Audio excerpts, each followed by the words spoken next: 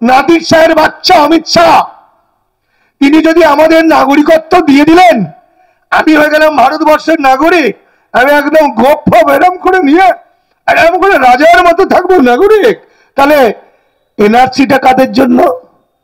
হ্যাঁ, বিজেপি হাজার হাজার কোটি টাকা খরচ করে মিথ্যা প্রচার করেছে গদি মিডিয়াকে দিয়ে গত 4 বছর দারুণ ভাবে। আমাদের ভিতরে অসংখ্য বেঈমান তৈরি করে দিয়েছে, আমরা বুঝতে পারবো না যে কে আমাদের বন্ধু আর কে আরএসএস বিজেপির শয়তান, আমরা চিনতে পারবো না। হয়তো 2024-এ ওরা বড় কিছু অঘটন ঘটানোর পর দেখবেন চেনা জানা অনেকেই গলায় কণ্ঠি নিয়ে নিয়েছে, কপালে তিলক নিয়ে নিয়েছে, হা হা করে হাসছে। ওই হয়তো দেখা যেত যে আমাদেরই পাশের বাড়ির লোক বা আমারই একটা কাছের বন্ধু। ফলে একটা সন্দেহের বাতাবরণ তৈরি করেছে, আমরা বুঝতে পারছি না কে কেমন। তো আমার মনে হয়েছে যে আমি যেহেতু ছবি আঁকার ছেলে বা রং টং নিয়ে আমার কারবার ছিল এক সময়, তো আমি দেখতাম স্টেনার, ছোট্ট একটু একটা রং, এক ধরনের স্টেনার বলা হয়, তো বড় ড্রামের মধ্যে যদি 1 ড্রাম জলের মধ্যে যদি একটু স্টেনার দেওয়া হতো নীল রঙের বা লাল রঙের বা কালো রঙের, পুরো ড্রামের জলটাই ওই রংটা আকার নিয়ে নিত। অর্থাৎ সত্যিটা এতটাই মারাত্মক, সত্যি জিনিসটা সত্য এতটাই সাংঘাতিক, হাজার মিথ্যা কথা বলুক, হাজার হাজার কোটি টাকা খরচ করুক, হাজার বেঈমান ছড়িয়ে দিক চারিদিকে, সত্যি মাত্র কয়েকজন যদি এই কনভেনশনে আসা কিছু মানুষ আমরা যদি চেষ্টা করি, আজকে গোটা বাংলা ছড়িয়ে পড়বে, আমাদের জয় হবে। আমি অত্যন্ত আনন্দিত। কিছুদিন আগে পর্যন্ত খুব হতাশ ছিলাম, এখন বুঝতে পারছি আশার আলো দেখছি। গৌতম বাবুর সঙ্গে ডক্টর গৌতম পাল গত 1 মাসে অন্তত 1-1.5 মাসের মধ্যে 3-4 বার এখানে প্রোগ্রাম হলো এই বিষয় নিয়ে, ঈশ্বর তো নাগরিকত্ব এবং এই উদ্বাস্তু মানুষদের বাঁচানোর জন্য, বিশেষত বাংলাকে বাঁচানোর জন্য, বাঙালি সমাজকে বাঁচানোর জন্য। এবং তার মাধ্যমে যে খবর আমি পাচ্ছি, আজকে বাংলার বিভিন্ন জায়গায়, আজকে হতাশার জায়গা নেই, বিভিন্ন জায়গায় পাড়ায় পাড়ায় গলিতে গলিতে এই বিষয়টা জানাজানি হয়ে যাচ্ছে। অর্থাৎ গত 4 বছর ধরে হিন্দুদের নাগরিকত্ব দেবো, মুসলমানদের নাগরিকত্ব দেবো না এই বলে তথাকথিত হিন্দু সম্প্রদায়ের উদ্বাস্তু মানুষদের যেভাবে পাগল করে দিয়েছিল, তারা ধাই ধাই করে নাচছিল, আজকে তাদের মধ্যে একটা জাগরণ ঘটেছে যে না, আমি শেষ হয়ে যাচ্ছি, অর্থাৎ আমাকে বাঁচতে হবে। ফলে এখন আমাদের রিস্কটাও কমে গেছে, যেহেতু অল্প মানুষ হলে কি হবে, আমাদের প্রশাসন থেকে, মানে কেন্দ্রীয় প্রশাসন থেকে নানা রকম আইন করে নিয়েছেন, যেগুলো ভয়াবহ আইন, যে কোনো সময় আমরা বিপদে পড়তে পারতাম। কিন্তু আজকে আমার মনে হচ্ছে আমরা যদি বুক ফুলিয়ে নরেন্দ্র মোদী এবং অমিত শাহের মতো ব্রাহ্মণ্যবাদী, হিন্দুত্ববাদী, মনুবাদীদের চোখে চোখ রেখে কথা বলতে পারি, তাহলে ওরা পিছিয়ে যেতে বাধ্য। ওদের ক্ষমতা নেই আমাদেরকে টেনে হেঁচড়ে নিয়ে ধরে নিয়ে যায়, কারণ আমাদের এই জেনে যাওয়ার সংখ্যা ক্রমশ বাড়ছে, লক্ষ লক্ষ হতে হতে কোটি কোটিতে পৌঁছে যাবে।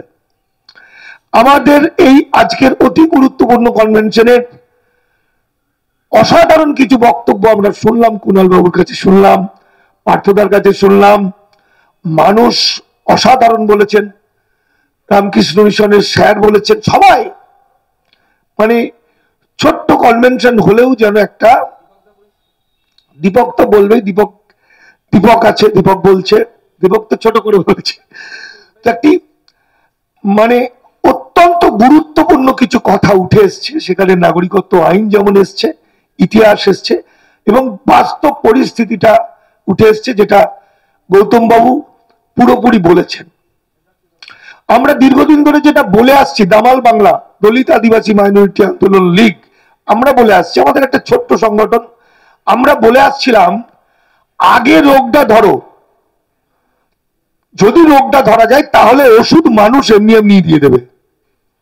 অর্থাৎ এই যে নাগরিকত্ব আইন, এই যে দাস শ্রমিক বানানোর চেষ্টা, এই যে কেন্দ্রীয় সরকারের ভয়ঙ্কর জাল বিস্তার করে ফেলেছে, এটা আমরা কিভাবে মরেছি।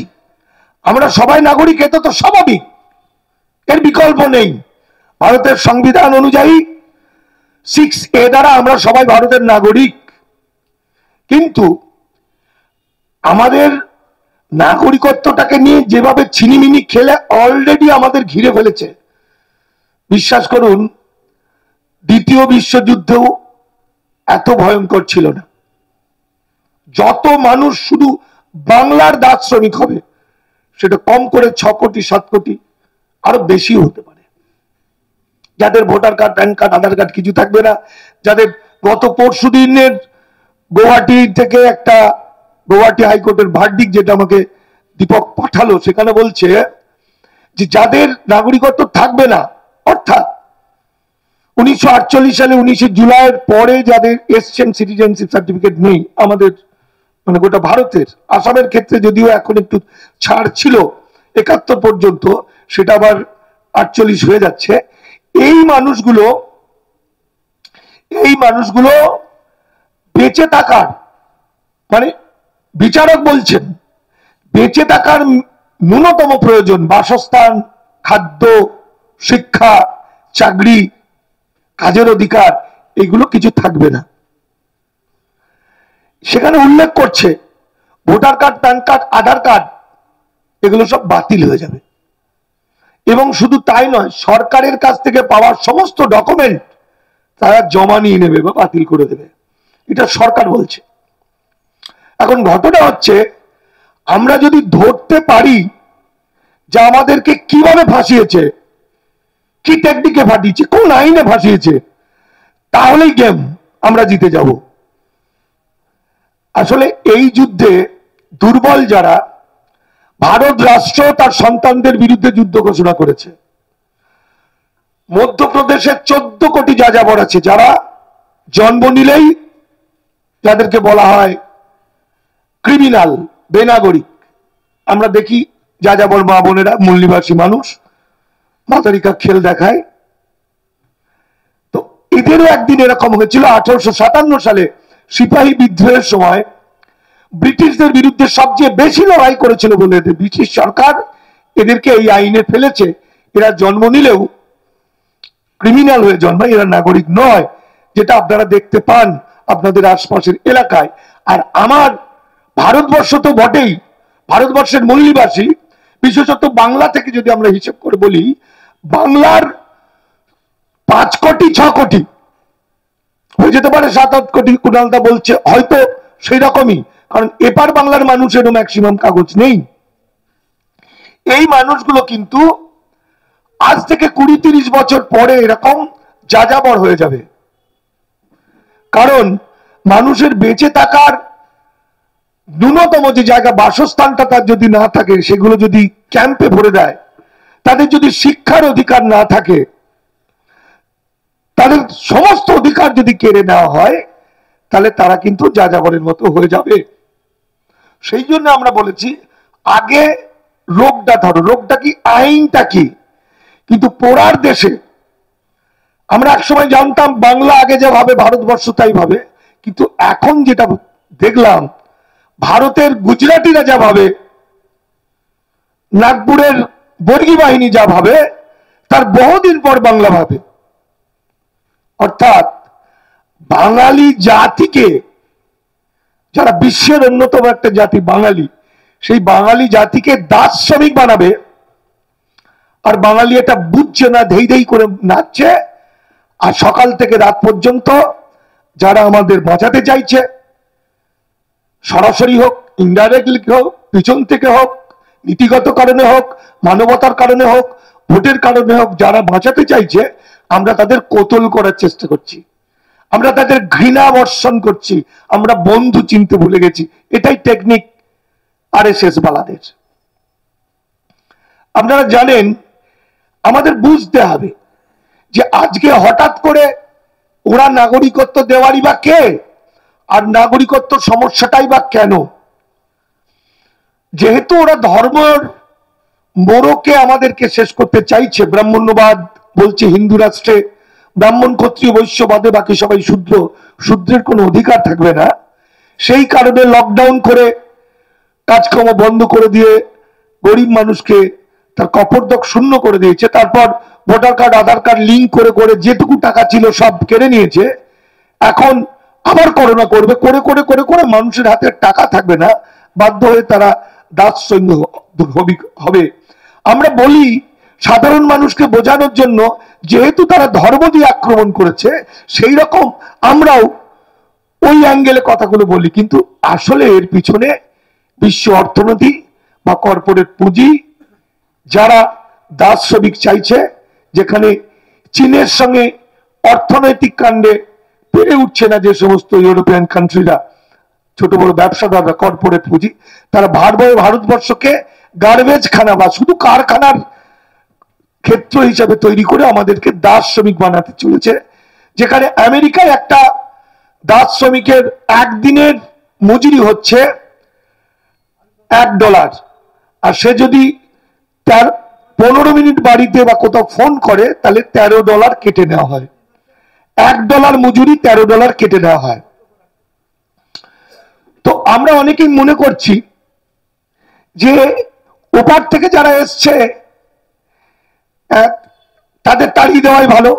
আমাদের কোর্ট বলছে ভারতের মহান সংবিধান এখনো ধ্বংস হয়নি।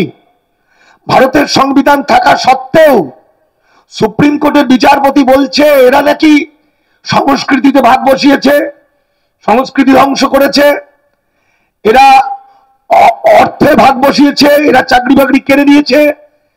মানে আজকে বিজেপির যুগে ভারতবর্ষের সংবিধানকে অস্বীকার করে এই বিদ্বেষ ছড়িয়ে দেওয়া হচ্ছে।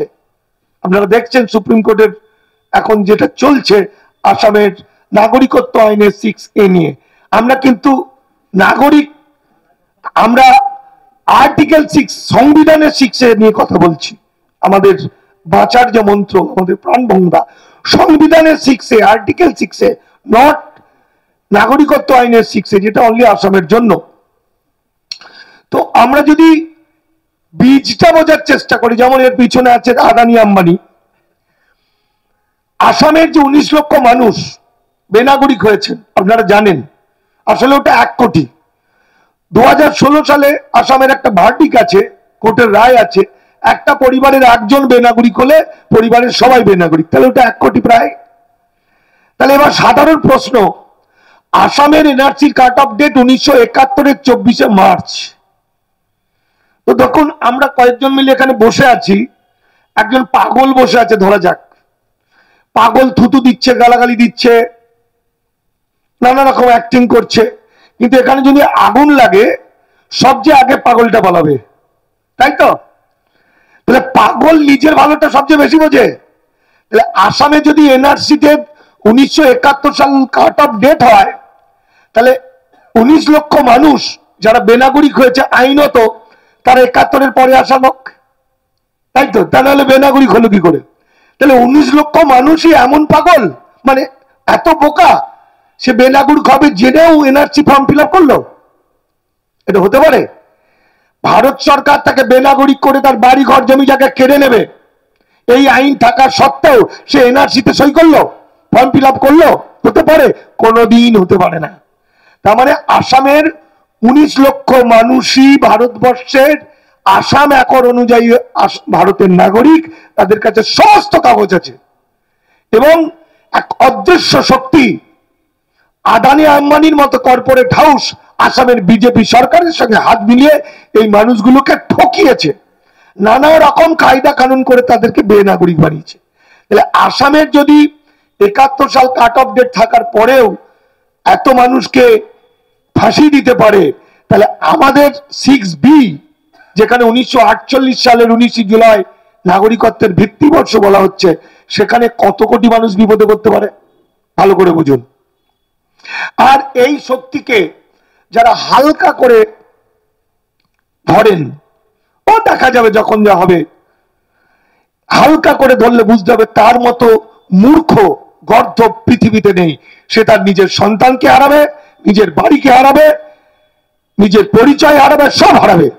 আমাকে যদি কেউ বলে যে ভারত সরকারের নরেন্দ্র মোদী সরকার একটা ব্যবসা খুলেছে, সেখানে অমিত শাহ বসে বসে সে ব্যবসার দোকান সামলাচ্ছে, সেটা আমাদের মানে বাঙালিদের হার্ট, লাংস, কিডনি ভাজা বিক্রি হচ্ছে, ভাজা বা মোরব্বা করে, আমি বিশ্বাস করব? আপনারা বিশ্বাস করবেন না হয়তো, কারণ আপনারা ভারতবর্ষ স্বাধীনতার পর থেকে এই ব্রাহ্মণ্যবাদীরা কৌশল করে সংবিধান রচনার মধ্যে ছিলেন। বাবা সাহেব আম্বেদকর তো রচনা করেননি, তিনি সংবিধান খসড়া কমিটির চেয়ারম্যান ছিলেন। সংবিধানের মধ্যে এমন প্যাঁচ পঞ্চ দিয়েছে যেখানে আমরা শেষ হয়ে যাব। তো ওখানে এরা এমন প্যাঁচ দিয়েছে ব্রাহ্মণ্যবাদীরা, হিসেব করলে দেখা যাবে আমরা শেষ হয়ে গেছি। এবং এই এনআরসি বা এই নাগরিকত্ব আইন আমাদেরকে এর থেকে বাঁচার রাস্তা আইনত আমাদের আর নেই। তাহলে কেন এরকম হলো? বীজটা কোথা থেকে? দেখুন, ভারত স্বাধীনতা পাওয়ার পরেই এমন একটা প্রচার দেখবেন, অনেক অতি বড় শিক্ষিত কলেজের প্রফেসর, ইঞ্জিনিয়ার, ডাক্তার, উকিল, ব্যারিস্টার, তারা খালি তিনটে জিনিস পছন্দ করে না জীবনে। একটা ইতিহাস পছন্দ করবে না, রাজনীতি পছন্দ করবে না, আর আইন পছন্দ করবে না। অনেক বড় পণ্ডিত বলবে, ও আইনের কথা বাদ দাও, আইনে অনেক কিছু থাকে। আর বলে রাজনীতির কথা বাদ দাও, রাজনীতি ছাড়া কোনো কিছু হয়। আজকে যে এখানে কথা বলার সুযোগ পাচ্ছি আমি আসাম, নাগাল্যান্ড, আসাম বা বিজেপি শাসিত অঞ্চলে গিয়ে বক্তব্য রাখা তো দূরের কথা, ঢুকতে পারবো না। সেখানে একটা নাগরিকত্ব নিয়ে মিটিং করলে অ্যারেস্ট হয়ে যাবো, কারণ এটাও রাজনীতি।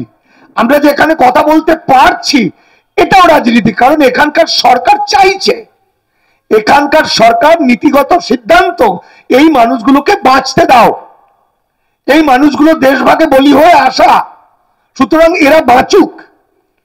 তাহলে রাজনীতি নিয়ন্ত্রণ করেন স্বাধীনতার পর থেকে ভদ্রলোকদের, শিক্ষিত মানুষদের মাথা থেকে। তারা বলবে, ওই রাজনীতির কথা আমাকে শোনাবেন না, ও আইনে অনেক কিছু থাকে। আর ইতিহাসটা তারা জানেন না। তাই আরএসএস কি জিনিস, কি ভয়ঙ্কর জিনিস। গত 35 বছরে, বাম আমলে 34 বছরে আমরা চে গুয়েভারা থেকে মহাত্মা গান্ধী এবং মমতা বন্দ্যোপাধ্যায়ের জীবনী পর্যন্ত জেনেছি, শুধু জানিনি আরএসএস কি জিনিস। আজকে যা কিছু ঘটছে সমস্ত আরএসএস লিখে গেছে, খালি একবার পড়বেন। আরএসএস এর গুরুজি গোলওয়ালকার সারগাছিতে থাকতেন, রামকৃষ্ণ মিশনের বহু বছর ছিলেন।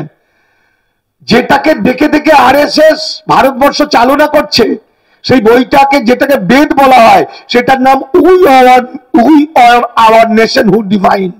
সব লেখা আছে, যা যা ঘটছে, এরা দাস হবে, এদের এই করব সেই করব, সমস্ত এই বইটাই লেখা আছে। সংস্কৃত চালু হবে, যতদিন সংস্কৃত না হচ্ছে ততদিন হিন্দি ভাষা চলবে, সব লেখা আছে। যে কারণে আমরা একটু পড়েছি বলে আগে থেকে বলে দিই, সব মিলে যায়। আর বাম আমলে এরা বেশিরভাগ ছিল ব্রাহ্মণ্যবাদী, যে কারণে ওরা সব কিছু শিখিয়েছে, কিন্তু আরএসএস কি জিনিস এটা শেখায়নি। দেখুন, ইতিহাস যদি দেখেন, আজকের এই পরিস্থিতিটা ওরা অনেক আগে থেকে তৈরি করেছে। তার কারণ 1925 সালে আরএসএস প্রতিষ্ঠা লগ্ন, যখন প্রতিষ্ঠা হলো, তখন থেকেই ওরা কেশব বলিরাম মুঞ্জে বলে একজনকে পাঠিয়েছিলেন ইতালিতে ফ্যাসিজম শিখতে, এই শূদ্রদের কিভাবে টর্চার করা যায়। সেখান থেকে ফিরে এসে হিটলারের কাছে গেছিলেন কেশব বলিরাম মুঞ্জে, যে কিভাবে 60 লক্ষ ইহুদিকে হত্যা করেছেন, সেই টেকনিকটা শেখাও। যা কিছু হচ্ছে সমস্তটাই সেই হিটলারের থিওরি অনুযায়ী। ঠিক সেইভাবে আপনারা জেনে রাখবেন, বাংলা ভাগ, এনআরসিতে দাস বানানো, সমস্তটাই তাদের পরিকল্পনা। কারণ বাংলা ভাগটাই একটা ম্যাজিক, একটা নাটক, একটা ম্যাজিক। যোগেন্দ্রনাথ মন্ডলের মতো এত বড় মানুষ, এত বড় সংগঠক, এত বড় পণ্ডিত, যোগেন্দ্রনাথ মন্ডলের মাথাটাও ঘিলু নষ্ট করে দিয়েছিল। যেমন আজকে হিন্দুরা নাগরিকত্ব মুসলমানরা পাবে না বলে মিথ্যা বহু পণ্ডিতের মাথা খারাপ করে দিয়েছে, তখন যোগেন্দ্রনাথ মন্ডলকেও পাগল করে দিয়েছিল। কি করে না, দেখুন বাংলা ভাগের যে ছক, যে সিস্টেমে বাংলা ভাগ হয়েছিল, সেটা একটা হাস্যকর, হতেই পারে না পৃথিবীতে। আমরা শোলে সিনেমা দেখেছি, শোলেতে দেখেছি সে নায়ক যখন মারা গেল, নায়কের বন্ধু নায়ক আগে একটা একটা একটা একটা কয়েন এরকম ভাবে ছুটতো, সবসময় হেড পড়তো ওপরে, সবসময় হেড পড়তো, হেড বা টেল পড়তো, তাতে ওরা বুঝে নিত না কাজটা হবে। সেরকম যখন নায়ক মারা গেল, দেখা গেল ওই কয়েনটার দুপিতেই একই জিনিস, হেড। ঠিক সেরকম ভাবে ব্রাহ্মণ্যবাদী শয়তানের দল আরএসএস বিজেপির মালরাও স্বাধীনতার মধ্যে ছিল, তার অনেক আগে থেকে ওরা একদম কংগ্রেসের ভিতরে ছিল। বালগঙ্গাধর তিলক থেকে আরম্ভ করে জেপি নায়ার, মদন মোহন মালব্য থেকে সবাই ছিল হিন্দুরা। এরা বলে যে ভারতকে আমরা দখল করেছি, ভারত আমাদের নয়, আমরা জোর করেছি, আমরা মালিক, আমরা ওদের দাস, কারণ ওরা বিদেশ থেকে এসছে, এটা ওরা বলে, লেখে, বুক ফুলিয়ে বলে। ঋষি বঙ্কিমচন্দ্র তাই বলেছেন, জওয়াহরলাল নেহরু তাই বলেছেন। কিছু বর্ণ হিন্দু ব্রাহ্মণ খুব ভালো মানবিক, তারা তো আমাদের সঙ্গে আছেই, তারা আমাদের মতোই বিপদে আছে, তাদের কথা আমি বাদ দিচ্ছি। দেখুন কি বলেছিল বাংলা ভাগ। আজকে যদি বাংলা ভাগ না হতো, বাংলা ভাগ যদি না হতো, তাহলে ছিন্নমূল হয়ে মানুষগুলোকে আসতে হতো না, লতা পাতা খেয়ে বাঁচতে হতো না। আজকে তারপর তিল তিল তিল তিল করে যখন একটু মাথা তুলে দাঁড়াচ্ছে, তখনই আবার ছিন্নমূল করতে হতো না। এখন কিন্তু স্বাধীনতার থেকে অনেক অনেক অনেক বড় ভয়ঙ্কর যুদ্ধ এটা। কারণ স্বাধীনতা স্বাধীন হওয়ার জন্য, আর এটা হচ্ছে আমি দাস হব না তার জন্য, আমি নাগরিক হব, আমার স্বীকৃতি চাই, আমি দাস হব না। আর ওরা বলছে এদেরকে দাস বানাবো। সেই বাংলা ভাগের যে কন্ডিশন ছিল, আরএসএস এর বা বিজেপির প্রধান, বিজেপি পার্টি যে আগে ছিল জনসংঘ, সেই হিন্দু মহাসভা, প্রথম যারা নাম ছিল হিন্দু মহাসভা, শ্যামাপ্রসাদ মুখার্জি, যা কিছু ভারতবর্ষের ভালো মন্দ সবই কিন্তু পশ্চিমবঙ্গ থেকে। এই শ্যামাপ্রসাদের বাড়ি ভবানীপুর, এই গোলওয়ালকার তারও, তিনিও থাকতেন সারগাছিতে, সবই বাংলা থেকে। শ্যামাপ্রসাদ মুখার্জি বলেছিলেন লর্ড মাউন্টব্যাটেনকে, ভারত ভাগ হোক না হোক বাংলা ভাগ চাই।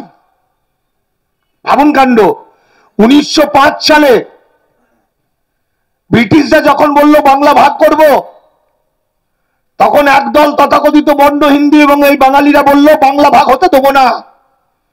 রবি ঠাকুর রাখি উৎসব করলেন, কত কি হলো। সেই লোকগুলোই, রবি ঠাকুর তো আমাদের হৃদয়, তার কথা বলছি না, তিনি তো মানবতার কথা বলেন, তিনি তো পৃথিবীর মানুষ এক হও কথা বলেন। সেই তথাকথিত বন্ড হিন্দুরা যারা 1905 সালে বাংলা ভাগের বিপক্ষে ছিল, তারাই 1947 সালে এসে বেঙ্গল পার্টিশন লিগ করলো, করে বলছে ভারত ভাগ হোক না হোক বাংলা ভাগ করতে হবে। চালাকিটা বুঝুন। কেন না, তখন মুসলমানরা আমাদের এখানে মূল নিবাসী বা মুসলমান বা এই বর্ণ হিন্দু মানে দলিত মানুষরা তখন সংখ্যায় বেশি, ক্ষমতা পেয়ে গেছে, বর্ণ হিন্দুদের ক্ষমতা কম। তাই তখন শ্যামাপ্রসাদ বললেন ভারত ভাগ হোক না হোক বাংলা ভাগ করতে হবে। সেই বাংলা ভাগের পক্ষে সই করলেন বিখ্যাত কমিউনিস্ট নেতা জ্যোতি বসু। শুনলে হয়তো আমার সিপিএম ভাইরা গালাগালি দেবে, মূর্খের দলরা। সিপিএম যে কি ভয়াবহ সেটা এই এনআরসি আন্দোলন থেকে আমরা বুঝেছি। জ্যোতিবাবু বাংলা ভাগের পক্ষে সই করলেন, আর বাংলা ভাগটা টোটালটা ড্রামা, মিথ্যা, এমন প্রচার, এমন প্রচার করলেন। আজকে যেমন প্রচারের তোরে মানুষ আসল ইস্যুটা ভুলেও গেল, তখন প্রচারের তোরে যোগেন্দ্রনাথ মন্ডলের মতো মহাপ্রাণ এত বড় একটা মানুষ, তিনিও পাজেলড হয়ে গেছিলেন। কারণ বলেছিল গোটা বাংলাটাকে একটা রেখা তৈরি করেছিল, দুটো বাংলায় ভাগ করেছিল ভোটের জন্য, পূর্ব বাংলা পশ্চিম বাংলা। এবার কি বলেছিল, দুটো বাংলার মধ্যে ভোট হবে, দুপারের এক পার যদি বাংলা ভাগ চাই তাহলে বাংলা ভাগ হয়ে যাবে। আরে ভাই, পৃথিবীর নিয়ম অনুযায়ী দুটো টিমের মধ্যে ফুটবল খেলা হলে একটা খেলা জিতবে, দুজনের মধ্যে মারপিট হলে একজন জিতবে, তাহলে এক বাংলা ভাগ তো হবেই। কারণ দুজনের মধ্যে, দুটো পারের মধ্যে যে কোনো একটা পার যদি বাংলা ভাগ চাই তাহলে বাংলা ভাগ হবে। মাত্র অল্প সংখ্যক লোক পশ্চিমবঙ্গের পয়সাওয়ালা লোক, জ্যোতিবাবুদের মতো, জ্যোতিবাবু তখন ওপারে ছিলেন, এপারের বড় লোক বন্য হিন্দু, মাত্র কয়েকটা ভোটে বাংলা ভাগ চাই বললো, তাই বাংলা ভাগ হয়ে গেল। আর ওপার বাংলার তথাকথিত নিম্ন বর্ণের অসংখ্য মানুষ, মানে বহু বহু মানুষ, মানে অনেক সংখ্যা বেশি, তারা বাংলা ভাগ চাই না বললো, তাহলেও হলো না। কারণ ওই যে কন্ডিশন, দুপারের মধ্যে একবার যদি বাংলা ভাগ চাই তাহলে বাংলা ভাগ হয়ে যাবে। যদি পশ্চিমবঙ্গ বাংলা ভাগ না চাইতো, যদি পূর্ব বাংলার কেউ বলতো বাংলা ভাগ চাই, তাহলেও বাংলা ভাগ হতো। বাংলা ভাগ হবে এটা আগে সিদ্ধান্ত, তাই টুপি পরিয়ে ব্যাপক প্রচারের মাধ্যমে মানুষের মাথাটাকে ওরা খেড়ে নেয়, সরিয়ে দেয়, মাথাটাকেই খারাপ করে দেয়। এটাই গোয়েবেলসের থিওরি, এটাই হিটলার শিখিয়েছে। কারণ হিটলারের বাচ্চা শুধু আরএসএস এর মধ্যেই আছে তা নয়, কংগ্রেসের ভিতরেও প্রচুর পরিমাণে ছিল, সিপিএম এর মধ্যেও প্রচুর পরিমাণে আছে, বর্ণ হিন্দুদের মধ্যে হিটলারের বাচ্চা, হিটলারের দর্শন, গোয়েবেলসের দর্শন ব্যাপক পরিমাণে। তাই প্রথমেই আপনাকে বুঝে নিতে হবে যে এই দেশটা আমার, অর্থাৎ বাংলা ভাগটাই ফলস। টাকা পয়সা জোগাড় করে আমরা যদি আন্তর্জাতিক আইনে কোনো মামলা করা যায় যে বাংলা ভাগটাই ফলস, এইভাবে কোনোদিন কোনো ভোট হতে পারে না, এটা বীজ। দ্বিতীয় কথা, কত প্যাঁচ দিয়ে আমাদের ধরেছে। আমি ছোট্ট করে আইনের কথাটা একটু বলে দিই কিভাবে পেঁচিয়েছে আপনাদের মধ্যে। আজকে আর আমি নাম বলবো না, কারণ আমি যুদ্ধ শান্তি চাই বলে আর কি, যারা গালাগালি দিত, যারা মিথ্যা কথা বলছে তাদের একটু সুযোগ দিচ্ছি। যদি সেই সুযোগটা তারা না নেয়, দলিত নেতা কয়েকজন দলিত মানুষদেরকে, উদ্বাস্তু মানুষদের, নমশূদ্র মানুষদের, মতুয়া মানুষদের শেষ করার জন্য সমস্ত রকম চেষ্টা করে যাচ্ছে। একটা অংশ হচ্ছে বিজেপির, আর একটা অংশ হচ্ছে মুখে দেখাচ্ছে কোনো পার্টি করে না, কিন্তু আসলে আরএসএস এর লোক। তারা দীর্ঘ 4 বছর ধরে এমন চেষ্টা করেছে, খুব নাম করা লোক, যাতে কেউ আন্দোলন না করে। তো তাদের প্রতি আমার আহ্বান, তারা আমার বন্ধু বান্ধব, শ্রদ্ধেয় লোক, গাছে বেঁধে আগুন জ্বালিয়ে দেবে পাবলিক, পাড়ায় পাড়ায়, গলিতে গলিতে। এই যে আজকে আমরা ঐতিহাসিক পটভূমি, ভারতের স্বাধীনতা সংগ্রামের, ভারতের বিপ্লবীদের স্থান, এই যে শান্তিপুর থেকে যে যাত্রা, যে কনভেনশন থেকে যে কথা আজকে আমরা এখান থেকে বলছি, যে সিদ্ধান্ত নিয়ে আমরা এগিয়ে যাচ্ছি, যদি এরা আবার মিথ্যা কথা বলে সবাই ইল্লিগাল থেকে লিগাল হয়ে গেছে, অবৈধ থেকে সবাই বৈধ হয়ে গেছে, আর সবাই নাগরিক, সুতরাং আন্দোলন করব কেন, এইসব কথা যদি আবার শুনি, তাহলে এই গ্রামের লোকজন আমাদের কথা শুনে আমরা সচেতন এমন ভাবে করব, আমরা আটকাতে পারবো না। আমরা বাস্তবে হরিদাস পাল, ওই মানুষগুলো সহজ সরল বোকা সাধারণ মানুষ যখন বুঝতে পারবে, তাদেরকে টুপি পরিয়ে তার বাচ্চাটাকে, তার মেয়েটাকে ছিনতাই করার জন্য, তার বাড়িটাকে ধ্বংস করার জন্য, তাকে শেষ করার জন্য, তারই চেনা জানা দাদা, জাটা, কাকা, এরা মিথ্যা কথা বলেছে, ওরা গাছের মধ্যে বেঁধে পেট্রোল দিয়ে আগুন জ্বালিয়ে দেবে, এটা আমি গ্যারান্টি দিতে পারি। তাই এখন আমি বলছি যে আসুন আপনারা সবাই মিলে বাংলাকে বাঁচাতে, বাঙালিকে বাঁচাতে, ভারতবাসীকে বাঁচাতে এই শান্তিপুর থেকে যে আহ্বান আমরা দিচ্ছি, যে যাত্রা আমরা শুরু করছি, পাড়ায় পাড়ায়, গলিতে গলিতে মিটিং করার জন্য, একত্রিত করার জন্য, যাতে আমরা একত্রিত হয়ে ফু দিয়ে উড়িয়ে দিতে পারি বিজেপিকে, ব্রাহ্মণ্যবাদীদের ভারত ছাড়া করে দিতে পারি, তাতে আপনারা অংশ নিন। যদি আপনারা তা না পারেন, আপনারা চুপ করে যান, ক্ষতি করবেন না। আমি বিজেপির নেতা মন্ত্রী এমএলএ এমপিদের বলছি, আমি দলিত নেতা বিখ্যাত যারা বেইমানি করে মানুষকে শেষ করতে চাইছে তাদের বলছি, আপনারা সেটে যান, অথবা যা হয়েছে হয়েছে, মানুষের কাজে লেগে যান। যাই হোক, যে ভুলটা হয় আমি আমার মাইকের মাধ্যমে আবার একবার জানিয়ে দিচ্ছি। সম্প্রতি অমিত শাহ এসেছিলেন, এই মানুষগুলো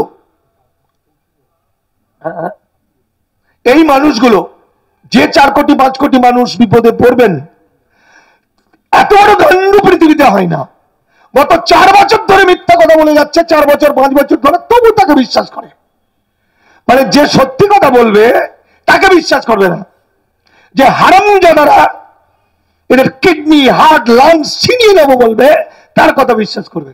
এরা এক শয়তান, নরখাদক, ভারতবর্ষের সবচেয়ে ডেঞ্জারাস হিটলারের বাবা অমিত শাহ।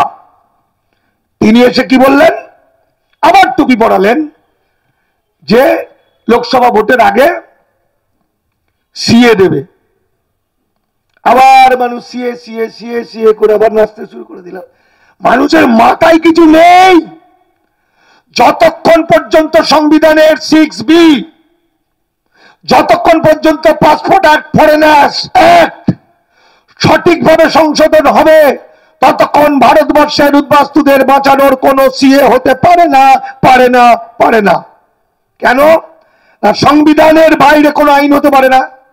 সংবিধানের 6B তে বলছে 1948 সালের 19 জুলাই আগে থেকে যারা বাস করছে তারা ভারতের স্বাভাবিক নাগরিক। তারপরে যারা এসছে up to commitment of the constitution, অর্থাৎ 1949 সালের 26শে নভেম্বর পর্যন্ত যারা এসে ভারত সরকারের কাছে আবেদনের মাধ্যমে নাগরিকত্ব নিয়েছেন তারা ভারতের নাগরিক। অথবা নাগরিকত্ব আইন অনুযায়ী যদি কেউ নাগরিকত্ব নিয়ে থাকেন, নাগরিকত্ব সার্টিফিকেট পান, তারা ভারতের নাগরিক। বাকি সকলেই ইললিগাল মাইগ্রেন্ট, বাকি সকলে অবৈধ অনুপ্রবেশকারী। তাহলে যতক্ষণ পর্যন্ত এই যে আমি বলছি না যে এনআরসি বিরোধী আন্দোলন করছে তারা সবাই খারাপ লোক, তারা সবাই অবশ্যই ভালো মানুষ, তাই তো মানুষের জন্য লড়াই করছে। আর এরা এত ভয়ঙ্কর গোয়েবেলসের থিওরি, মাথাটাকেই পাগল। আমরা সবাই no NRC no NRC no NRC করেছি। আচ্ছা ধরুন তো 10 লক্ষ মানুষ মিছিল করলাম নো এনআরসি বলে, নরেন্দ্র মোদী বলে দিল ঠিক আছে এনআরসি করব না, তাহলে কি উদ্বাস্তু ভাইদের বাঁচাতে পারবো? পারবো না। কারণ উদ্বাস্তুরা এনআরসিতে ফাঁসেনি, ফেসেছে পাসপোর্ট অ্যাক্ট, ফরেন অ্যাক্টে, ফেসেছে সংবিধানে। অর্থাৎ আমাদের নজরটা ঘুরিয়ে দেওয়ার জন্য no NRC no NPR no CAA করে দিয়েছে, আর আমরা তাদের পিছনে পিছনে গেছি, ছুটেছি। এটাই টেকনিক। তো যাই হোক, যতক্ষণ পর্যন্ত এগুলো সংশোধন না হবে, অমিত শাহ দেখুন, আমাদের যখন এনআরসি বিরোধী আন্দোলন চূড়ান্ত জায়গায় পৌঁছে গেল, তখন অমিত শাহ একটা ডায়লগ দিলেন। কি বললেন? ক্রোনোলজি সমঝো। তাহলে সিএ তার মানে হিন্দুদের নাগরিকত্ব দেওয়া হবে। মানুষ কিরকম দেখুন, উসকা বাদ এনপিআর মানে চিহ্নিত করা হবে কে নাগরিক কে বেনাগরিক।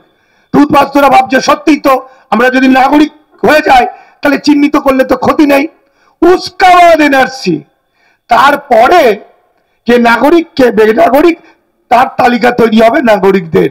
একটা বারের জন্য ভাবলো না মানুষ, মানে এই উদ্বাস্তু ভাইদের এমন মগজ ধোলাই করেছে, তারা একবারও ভাবলো না যদি 2014 সালের মধ্যে এসে নাদির শাহের বাচ্চা অমিত শাহ তিনি যদি আমাদের নাগরিকত্ব দিয়ে দিলেন, আমি হয়ে গেলাম ভারতবর্ষের নাগরিক, আমি একদম গোপ এরম করে নিয়ে এরম করে রাজার মতো থাকবো নাগরিক, তাহলে এনআরসিটা কাদের জন্য? হ্যাঁ, যদি 2014-র মধ্যে এসে সব নাগরিক হয়ে গেল, তাহলে এনআরসিটা কি আমার দেশের শুধুমাত্র আদিবাসীদের জন্য, যারা এই পরের মূল্যবাসী মানুষ তাদের জন্য? এটা যারা ভাত ডাল তরকারি খায় তারা এমনিতেই জানে, কিন্তু আমার এই নাগরিকত্ব পাওনাওয়ালারা এদের মাথায় নেই। এটাই গোয়েবেলসের থিওরি।